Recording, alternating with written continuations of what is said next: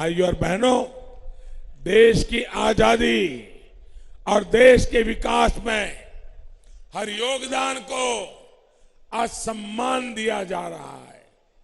दशकों बाद धरती आबा बिरसा मुंडा सहित अनेक जनजातीय सेनानियों, क्रांतिवीरों के योगदान को हमारी सरकार ने राष्ट्रीय पहचान दी है। भगवान बिरसा मुंडा के जन्म दिवस को सरकार ने जनजातीय गौरव दिवस घोषित किया है। देश भर में 10 जनजातीय संग्रहालय भी बनाए जा रहे हैं। साथियों, तो आज हम बात करने वाले हैं बिरसा मुंडा के बारे में। बिरसा मुंडा का जन्म 15 नवंबर 1875 को वर्तमान भारत झारखंड राज्य के रांची जिले में उलिहातू गांव में हुआ था। उनके पिता का नाम सुगना मुंडा एवं माता का नाम करमी हातू मुंडा था। बिरसा मुंडा के 4 भाई बहन थे। भैया का नाम कोमता मुंडा, भाई का नाम पासना, बड़ी बहन का नाम चंपा और छोटी बहन का नाम दस्किर था। उस समय भारत में अंग्रेजी शासन था। आदिवासियों को अपने इलाके में किसी भी प्रकार की दखल मंजूर नहीं थी। यही कारण रहा कि आदिवासी इलाके हमेशा स्वतंत्र रहे हैं। अंग्रेज भी शुरू में वहां नहीं जा पाए, लेकिन तमाम षड्यंत्रों और कोशिशों के बाद वे आखिर घुसपैठ करने में कामयाब हो गए। बिरसा मुंडा का बचपन बाकी बच्चों से अलग नहीं था। उन्हें भी धूल मिट्टी में खेलना उतना ही पसंद था जितना कि बाकी बच्चों को। फिर शिक्षा के लिए उनके पिता ने उनका दाखिला सलगा स्कूल में कराया। उन्होंने सलगा स्कूल में बचपन में कुछ सालों तक पढ़ाई की। जब वह थोड़े बड़े हुए, उनकी रुचि बांसुरी बजाने में हुई और वे बहुत अच्छी बांसुरी बजा लेते थे। और वे टोयला भी बजाते थे, जो कि एक वादक यंत्र है जो आज भी मुंडारी लोग बजाते हैं। उनका सबसे रोमांचक पल अखाड़े में बीता। बिरसा मुंडा पढ़ाई में बहुत होशियार थे, इसीलिए लोगों ने उनके पिता से उनका दाखिला जर्मन स्कूल में कराने को कहा।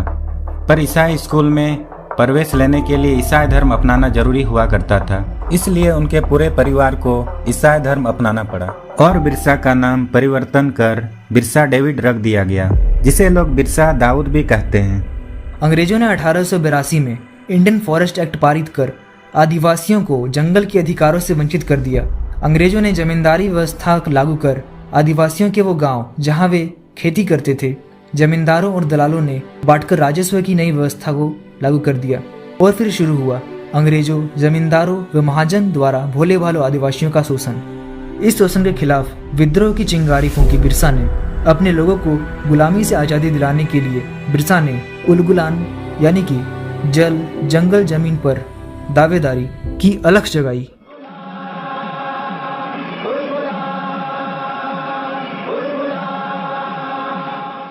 अठारह से 1890 के बीच उन्होंने चाईबासा में अपना लंबा वक्त गुजारा, लेकिन स्वतंत्रता के प्रकाश में बिरसा मुंडा के पिता ने उन्हें स्कूल से निकाल दिया।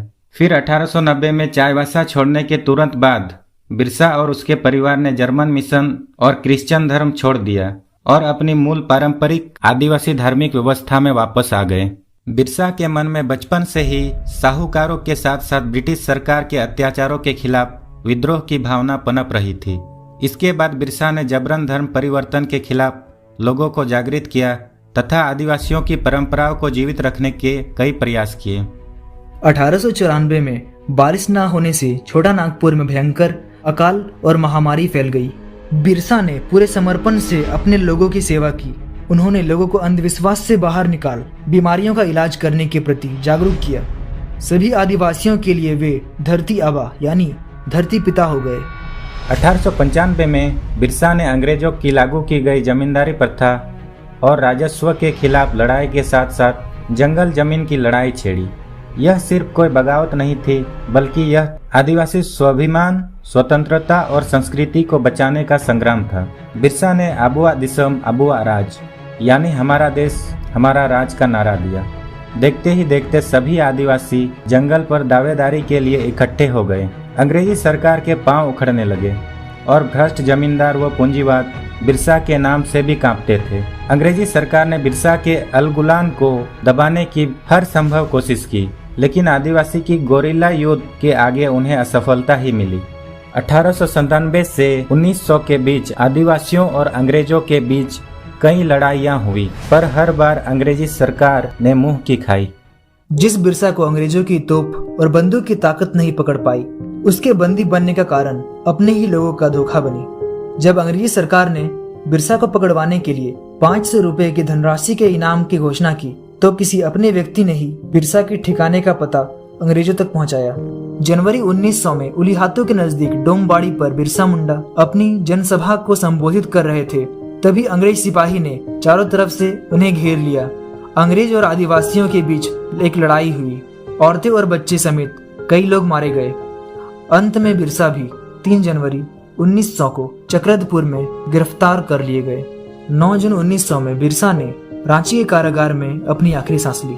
उनकी मौत हैजा बीमारी के कारण हुई। बिरसा मुंडा एक ऐसे युवा स्वतंत्र सेनानी थे जिन्होंने इतनी कम उम्र, केवल 25 साल में देश के लिए ब्रिटिश सेना से लड़ाई लड़ी और इतनी कम उम्र में ही दुनिया से अलविदा हो गए।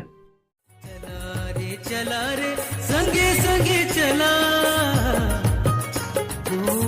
आपन बिरसा कर दर्शन करे, आपन बिरसा कर